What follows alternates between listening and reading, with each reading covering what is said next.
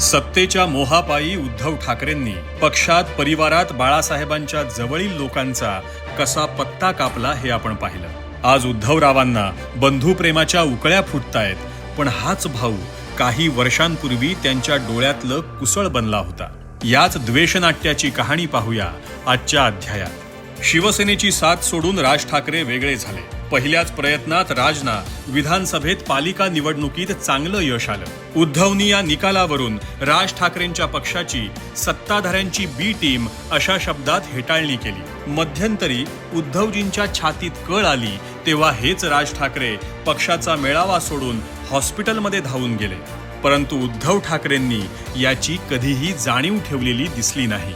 खरं पाहायला गेलं तर शिवसेनेच्या जडणघडणीच्या काळात उद्धवपेक्षा राज ठाकरे हे बाळासाहेबांच्या जास्त जवळचे होते। पक्षवाढीसाठी उद्धवपेक्षा राज ठाकरेच काकणभर जास्त राबले, परंतु पक्षाची धुरा सोपवण्याची वेळ आली तेव्हा मात्र वंशपरंपरेनं उद्धवच्या गळ्यात माळ पडली आणि राज बाजूला फेकले गेले।